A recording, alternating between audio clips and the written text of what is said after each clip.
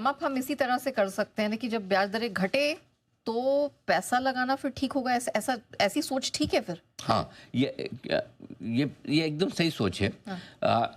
इसमें क्या होता है कि टाइमिंग आपकी इंपॉर्टेंट हो जाती है कि पैसा कब लगाना चाहिए। ओके। ठीक है ना?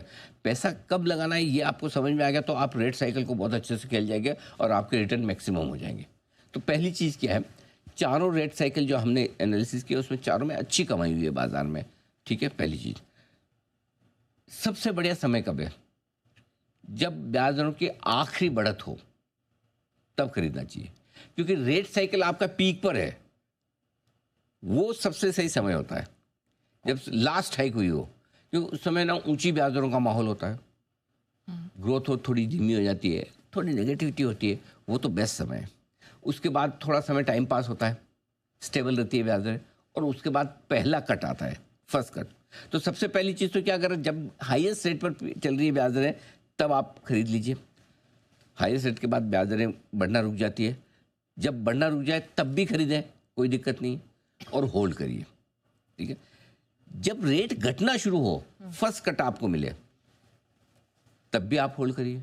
ये भी पीरियड ऐसा कि जो आपको और पैसा बना के देगा। ठीक है, चलो घटती गई घटती गई घटती गई, नीचे आ गई, बॉटम पे आ गई, और जब रेट स्टेबल हो जाए तब भी होल्ड कीजिए।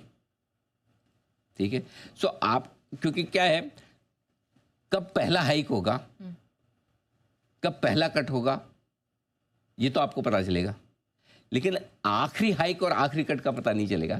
आखिरी हाइक का पता तब चलता है जब पहली कट आने लगे। जैसे अभी हमारे यहाँ रेट कट हो गया शुरू जी। वो आखिरी हाइक के बाद आप श्योर नहीं होते कि और बढ़ेगी नहीं बढ़ेगी। हाँ। लेकिन जब एक थोड़ा लंबा समय अगर रेट कट और हाइक ना हो तो आप श्योर हो जाते कि अब घटेगी कब, यही देखना है, बढ़ेंगी नहीं। सिमिलरली जब घटना शुरू हो जाती है, घट घट कर आप बॉटम पर पहुंचते हैं तो आपको पता नहीं कि और घटेगी, हो सकता है और घटे, लेकिन फिर कुछ समय तक ना घटे तो आप फिर श्योर हो जाते हैं कि हाँ भाई अब स्टेबल हो गई, घटे ना घटे अब बढ़ेगी आगे।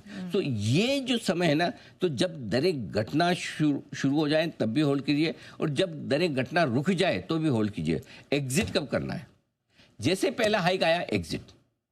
पहले हाइक पर एग्जिट तुरंत, मतलब उसका संकेत जब भी आ जाए, आपको लगता है कि अगली पॉलिसी में बढ़ने वाली है या नहीं पता और अचानक से बढ़ जाए, ब्याज दरें बढ़ने लगे, खत्म। अच्छा, ये अगर आप ट्रेड साइकिल को पूरा ट्रेड करें तो जो फर्स्ट हाइक आई वहां पे आपको एग्जिट कर लेना, पर मेरा काम हो गया। जो लास्ट हाइक आई वहां पता चल जाए, बहुत बढ़िया बात है। वहां पता नहीं चले तो फर्स्ट कट जहां से आता है वहां से ले लीजिए। आपके पास दोनों ऑप्शन है। अगर आप विद्वान हैं, समझदार हैं, पता लगा सकते हैं लास्ट हाइक कब हुई और लगता है अब मेरे यहाँ से नहीं बढ़ेगी और ब्याज दरें, तो वहीं ले लीजिए। लेकिन फर्स्ट हाइक तो पता चलेगा ना। अब जैसे हमारी ब्याज दरें घट रही है, जिस दिन हाइक होगी हम थैंक यू कर देंगे। हाँ।